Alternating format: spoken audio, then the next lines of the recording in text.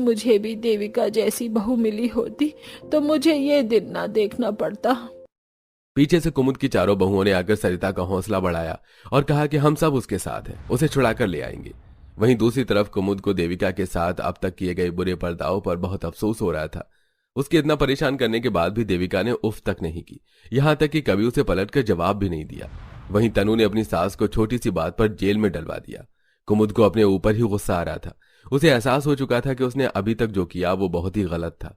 वो मन ही मन बहुत शर्मिंदा थी। वहीं दूसरी तरफ इंस्पेक्टर साहब, क्या आपके पास इस बात का कोई सबूत है? बिना सबूत के आप इस तरह किसी को भी बंदी नहीं बना सकते हैं। इतना कहने पर इंस्पेक्टर ने पूर्वी और देविका को तनु की प्रेगनेंसी रिपोर्ट दिखाई, जिसमें लिखा था कि तनु प्रेग्नेंट है। दोनों बहुओं को इस रिपोर्ट पर यकीन नहीं था, इसलिए वो रिपोर्ट पर लिखे पते से उसी हॉस्पिटल पहुंची जहां दूसरी तरफ कुमुद और बाकी बहुएं सरिता के साथ थीं। हॉस्पिटल में पूछताछ करने पर पता चला कि वो रिपोर्ट नकली थी। इंस्पेक्टर को इस बात का पता लगते ही उसने सरिता को तुरंत जेल से रिहा कर दिया और तनु को स्टेशन में बुलाया। वहीं कुमुद सरिता को अपने घर ले गई, जहां बहुओं ने मिलकर उसका मन हल्का किया और साथ ही उसका ख्याल भी रखा। कुछ दिन बीते और अब मामला शांत हो चुका था। पूर्वी, मैंने बुआ जी का खाना पैक कर दिया है। तुम खाना लेकर उनके घर चली जाओ और साथ ही उन्हें ये दवाइयाँ भी देकर आना। जी जी ठानी जी, मैं अभी बुआ के घर जाती हूँ।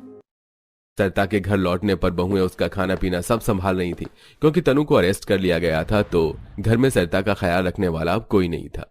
देविका बड़ी ही जिम्मेदारी से दोनों घरों का काम संभाल रही थी। वहीं कुमुद भी ये सब देख रही थी। थोड़ी देर बाद देविका उसके पास खाना लेकर पहुंची। माँ जी, आप भी बुआ की चिंता करते करते आधी हो गई हैं। समय पर खाना खा लिया करें, नहीं तो आपके शरीर में कमजोरी बढ़ जाएगी। मुझे माफ कर दे बहू, मैंने तेरे साथ बहुत गलत किया। मैंने तुझ पर इतने जुल्म किए और तूने बदले में मुझसे एक बात तक नहीं की। वहीं सरिता की बहू ने उसे इतनी छोटी बात पर जेल में डलवा दिया। क्या तुझे कभी मुझ पर गुस्सा नहीं आया? नहीं माँ जी, मुझे कभी गुस्सा नहीं आया।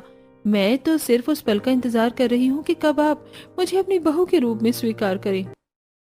अपनी बहू की बातें सुनकर कुमुद की आंखें आंसू से भर गईं। तू सच में बहुत सुंदर है। तेरे मन की सुंदरता में किसी की भी तुलना नहीं की जा सकती। मुझे माफ कर दे, मैं अब कभी तुझे बुरा भला नहीं कहूंगी।